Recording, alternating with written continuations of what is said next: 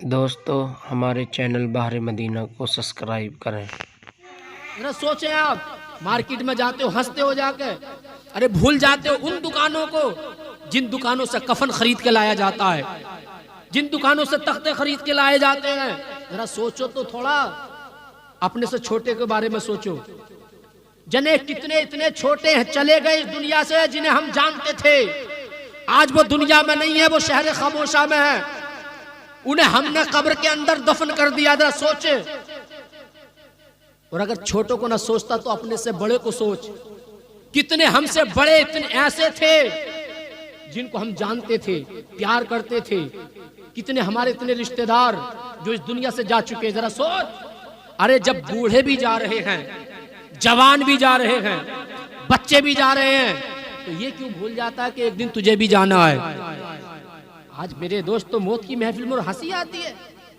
याद रखना मुसलमानों, आज हम हंसते हैं, लेकिन जरा सोचें, अरे जनाजे में हम भी जाते हैं, जनाजे में उस्मान गनी भी जाते हैं, मेरे दोस्तों हम भी जाते हैं, जनाजे में वो भी जाते हैं, दफन करके हम भी आते हैं, लेकिन वो भी आते हैं। जरा याद रखना मुसलमानों, जरा इधर तवज्जो रखना मेरे दोस्तों। ये उस्मान गनी, ये वो उस्मान गनी है, अल्लाह के रसूल ने इन्हें दुनिया में जन्नत की बशारत दी है, मेरे दोस्तों जन्नत की जमानत दे दी है। जरा तवज्जो रखना। लेकिन मेरे दोस्तों हम तो दफन करके वापस आ जाते हैं। और आज जो कहता है ना मेरा बाप, मेरा भाई, मेरा रिश्तेदार, मेरा जिगरी, अरे जान निकलने दे अपनी, फिर बताना कौन तेरा है। अरे हद तो यह है, घर बनवाया था रहने के लिए, दुनिया में रह जाता है। कपड़े बनवाए थे पहनने के लिए, दुनिया में रह जाते हैं। आज मेरे दोस्तों भाई भी चलता है, मेरे दोस्तों रिश्तेदार भी चलता है, सब कब्र में जाके दफन कर देते हैं। आज ना बाप तेरे पास में है, ना तेरा दोस्त तेरे पास में है। आज बता कौन तेरे पास में है।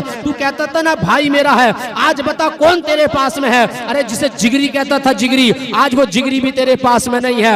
हद तो यह मेरे दोस्त, वो तेरा दोस्त भी मिट्टी देकर आता है और आने के बाद में बिरयानी में बोटियां तलाश करता है। मेरे दोस्तों उसके बाद कोई मकान पे, कोई दुकान में, कोई कारखाने में, अरे चले जाते हैं सब, कोई हमें याद नहीं करता है। लेकिन जरा सुनिएगा मेरे दोस्तों, आज हमें अफसोस नहीं होता है, मौत की महफिल में है, लेकिन मौत याद नहीं है। अरे दफन करके हम भी आते हैं, लेकिन हजरत उस्मान गनी भी जाते थे दफन करने के लिए। लेकिन मेरे दोस्तों जरा सुनिएगा मेरे दोस्तों, आका सल्लल्लाहु अलैहि वसल्लम फरमाते हैं, जब तुम अपने भाई को, अपने अजीज को दफन करने के लिए जाओ, और जब दफन कर दो तो कब्र पे इतनी देर ठहरा करो जितनी देर में ऊंट को ज़ीबा किया जाता है, उसकी खाल निकाली जाती है, बोटियां तकसीम की जाती हैं, इतनी देर कब्र पे ठहरना चाहिए।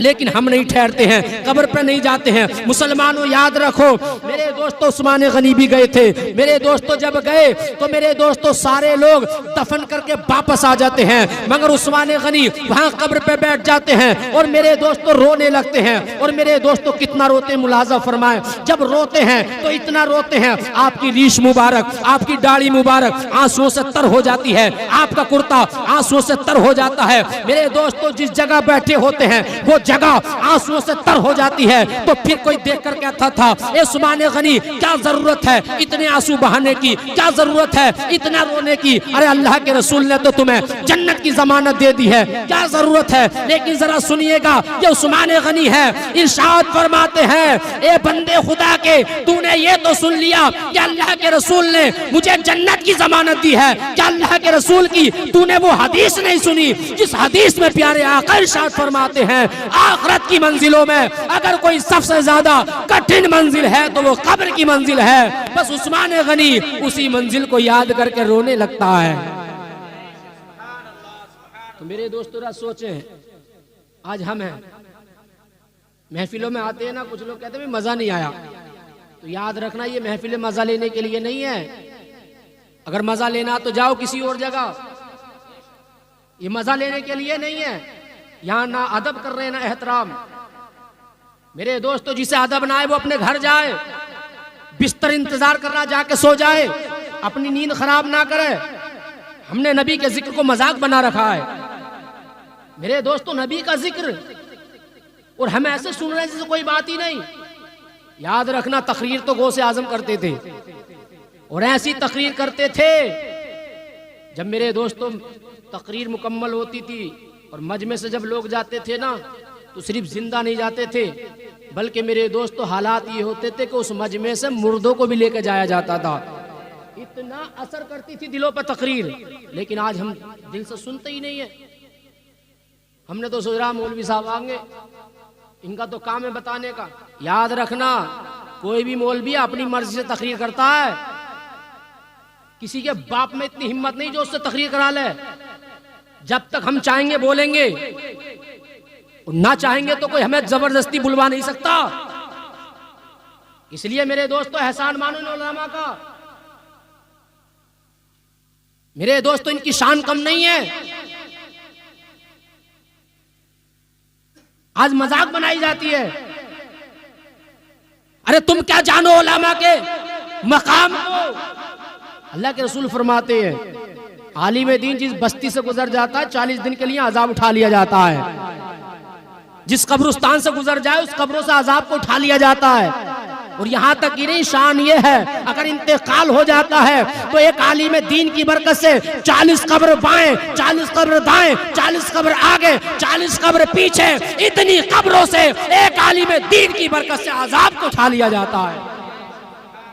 मेरे दोस्तों कदर किया करो आलिम दीन की, सरों पे बैठाया करो आलिम दीन को। इसलिए मेरे दोस्तों जरूरी है मरने से पहले मरने की तैयारी करो, मरने से पहले मरने की तैयारी। आज हमें मौत से डर ही नहीं लगता। कुछ तो कहते हैं मौलाना देखा जाएगा मरने के बाद। क्या देखेगा भाई मरने के बाद? क्या नमाजें ज्यादा पढ़ ली? इतराता किस चीज पे है? अपने हुस्न पे इतराता है, गोरे गालों पे इतराता, काले बालों पे इतराता, अपनी चाल पे इतराता, अपने लिबास पे इतराता है, अपनी बैंक बैलेंस पे इतराता, अपने बंगला गाड़ी पे इतराता। इतराता किस बात पे है? देख ले तुझसे पहले भी बड़े हसीन थे, चले गए इस दुनिया से। तुझसे पहले भी बड़े जमील थे, चले गए इस दुनिया से। अरे चले गए वो जिनकी जमाने में तूती बोलती थी, जिनके सिक्के चलते थे, आज उनका नाम लेने वाला भी नहीं है।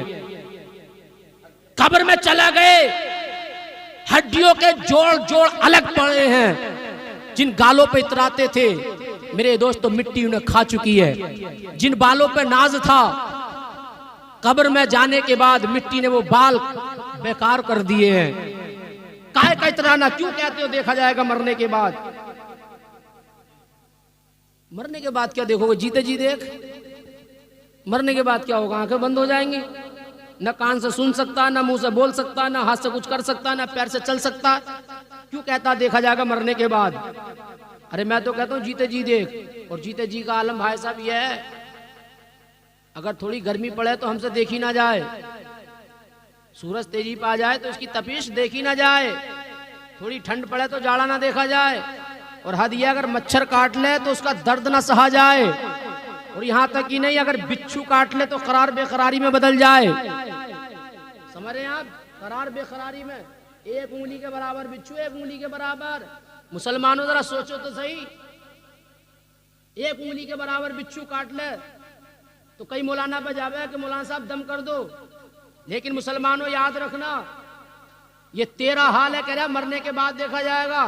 तो अभी जीते जी तो यह है कि एक उंगली के बराबर बिच्छू है तो देखा नहीं जा रहा, और मरने के बाद की बात करता तो आज सुन, मरने के बाद इतना बड़ा बिच्छू नहीं होगा जितना बड़ा दुनिया में होता है, बल्कि तारीख में आता है कब्र का बिच्छू इतना बड़ा होगा, इतना बड़ा होगा जितना बड़ा दुनिया में गधा होता है। तो बता, जब इस छोटे से बिच्छू का ये आलम है तो इतने बड़े बिच्छू का आलम क्या होगा? जरा सोचें आप। इसलिए मेरे दोस्तों मजा लेने ना आया करें महफिल में, ये हंसने की जगह नहीं है महफिल। अल्लाह के रसूल फरमाते हैं वो जगह जहां अल्लाह और उसके रसूल का जिक्र होता है वो जगह जगह नहीं रहती, बल्कि जन्नत की क्यारियों में से क्यारी बना दी जाती है। तो मेरे दोस्तों यहाँ मौत का तज़किरा चल रहा, मौत की महफिल, और आप हंस रहे हैं। हैरत होती है मेरे दोस्तों। नहीं, हंसना नहीं चाहिए, अदब करना चाहिए। तभी तो कहते हैं बा अदब बा नसीब, बेअदब बेनसीब। इसलिए नबी की महफिल है, यहाँ अदब के साथ बैठा करें। मेरे दोस्तों अगर नींद आ रही है तो बिस्तर पर जाके सो जाएं, मगर यहाँ जब तक रहें बाअदब रहें। मेरे दोस्तों नबी की महफिल है, फरिश्ते सुनने के लिए आते हैं, इसलिए मेरे दोस्तों जरूरी है नबी की महफिल का आप अदब किया करें। इसलिए मेरे दोस्तों आगे मुलाजा फरमाएं, आप अदब करेंगे तो क्या होगा? मेरे दोस्तों जरा सुनिएगा। मेरे दोस्तों इधर से जब मेरे दोस्त एक उम्मती जाता है, उधर से नबी आते हैं, तो मैं तो कहूंगा ऐसे बन के जाना, इतने अच्छे बन के जाना मेरे दोस्त। तो इसलिए मैं कहना चाहूंगा इतने अच्छे बन के जाना ताकि मेरे दोस्तों नबी जब कब्र में तशरीफ लाए मेरे दोस्तों, उसके बाद में जब फरिश्ते कहने लगे मर रब्बों का, बता तेरा रब कौन है, माँ दीनों का, बता तेरा दीन क्या है, माँ कुंता तकुलु फी हक़ हाजर रजुल, बता नबी के बारे में क्या कहता था। तो मेरे दोस्तों कब्र के जब सवाल और जवाब होंगे तो बड़ी परेशानी होगी, बड़ी दुश्वारी होगी और ये काम आसान नहीं होगा। इसलिए मेरे दोस्तों आप मौत को भी याद किया करें और इस वजह से किया करें, ए मौत आ हम तेरा शुक्र अदा करेंगे, क्योंकि हम मेरे दोस्तों अगर जीते जी मदीना चले गए तो वहां नबी का रोजा देखेंगे, लेकिन मौत को इस वजह से याद किया करो, ए मौत आ हम तेरा शुक्र अदा करेंगे, क्योंकि जब तक तू आएगी नहीं हम कब्र में जाएंगे नहीं, और जब जाएंगे नहीं तो नबी का दीदार नहीं होगा। ए मौत आ ताकि हम कब्र में जाएं, और जब हम कब्र में जाएं तो इधर से हम जाएं और उधर से मदीने से मुस्तफा तशरीफ लेकर आ जाए। मेरे दोस्तों इधर मेरे दोस्तों उम्मती अपने नबी को देखे तो उम्मती मुस्कुराने लगे, और इतने अच्छे बन के जाओ कि जब नबी तुम्हें देखे तो तुम्हें में देख के मुस्कुराने लगे और फरमाने लगे, ए मेरे उम्मती अब घबराने की जरूरत नहीं है, परेशान होने की जरूरत नहीं है। अरे जिस जगह माँ की मोहब्बत काम नहीं आती है, बाप की शफकत काम नहीं आती, वहां मदीने वाले की रहमत काम आती है।